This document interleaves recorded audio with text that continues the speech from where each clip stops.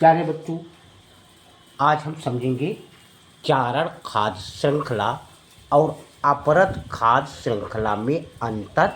इन दोनों में क्या अंतर होता है तो आपको बहुत ही आसान तरीके से समझाएंगे। यूँ समझिए कि देखकर और भूल कर दिखाओ, यानी एक बार देख लोगे तो जिंदगी भर नहीं भूलोगे।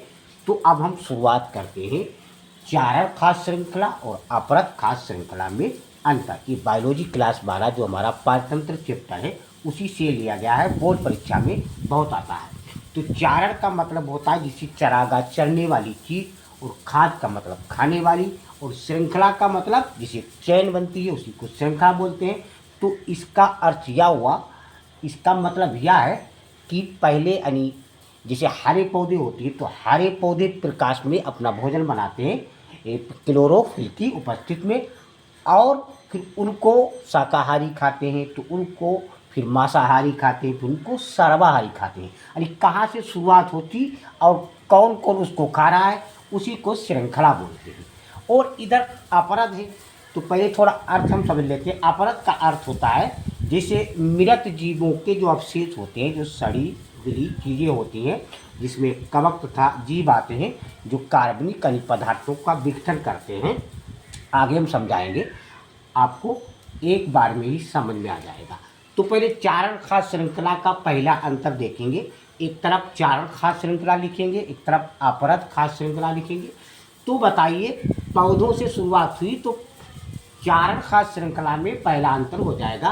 प्रथम पोषक स्तर क्या होते हैं भाई? पौधे होते हैं, और पौधे क्या करते हैं? उत्पादक बनाते हैं।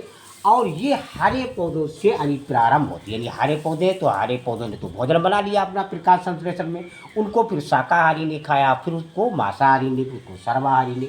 अच्छा, अपरद, अपरद हमने आपको बता दिया, जो सड़े गुले वाले पदार्थ होते हैं इसमें कवक तथा जीव आते हैं, ठीक, कार्बनिक पदार्थों का विघटन करते हैं, उनको तोड़ते हैं, ठीक। तो इसकी शुरुआत चारण खाद्य श्रृंखला की शुरुआत तो हरे पौधों से, तो इसकी शुरुआत अपरद से प्रारंभ होती है। पहला अंतर हो गया बच्चों। दूसरा है चारण खाद्य श्रृंखला में ये देखते हैं पहले उत्पादक भाई, उत्पादकों को फिर किसने? शाकाहारी ने, तथा शाकाहारी को फिर किसने खाया? मांसाहारी ने। तो दूसरे अंतर में लिखेंगे उत्पादक से शाकाहारी तथा शाकाहारी से मांसाहारी की ओर बढ़ते हैं। दूसरा अंतर है।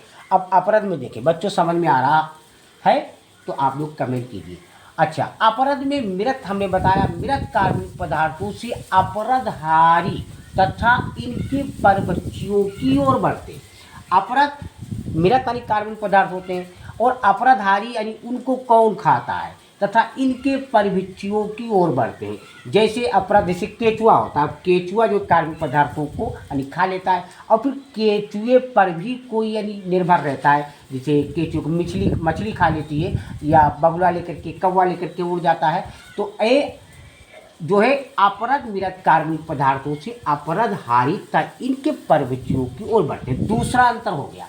अच्छा, तीसरा अंतर चारण खाद्य श्रृंखला में, तीसरा अंतर जलीय पारतंत्र में ऊर्जा प्रवाह का मुख्य माध्यम है। ये जो चारण खाद्य श्रृंखला है इसमें यानी जलीय जो पारतंत्र होता है उसमें ऊर्जा प्रवाह का ये मुख्य एक माध्यम होता है। अच्छा, अपरद खाद्य श्रृंखला में स्थलीय पारतंत्र में, जो स्थल पर होता है, भूमि पर होता है, तो स्थलीय पारतंत्र में ऊर्जा प्रवाह का प्रमुख माध्यम होता है। चौथा अंतर, चार ही अंतर है बच्चों। ऊर्जा का प्रत्यक्ष स्रोत जो होता है, जो हरे पौधे होते हैं तो इनका ऊर्जा का स्रोत भाई सूरज से लेते हैं, सूरज ही इनका प्रत्यक्ष स्रोत होता है। अच्छा, अपरद खाद्य श्रृंखला में, इसमें खाद्य श्रृंखला की जो ऊर्जा होती है वो अपरद की यानी जो सड़े गुले यानी कार्बनिक पदार्थ से आती है। तो ये चार अंतर हैं बच्चों। लाइक, सब्सक्राइब, कमेंट, शेयर अवश्य कीजिए। हमें उम्मीद है आपके समझ में जरूर आया होगा।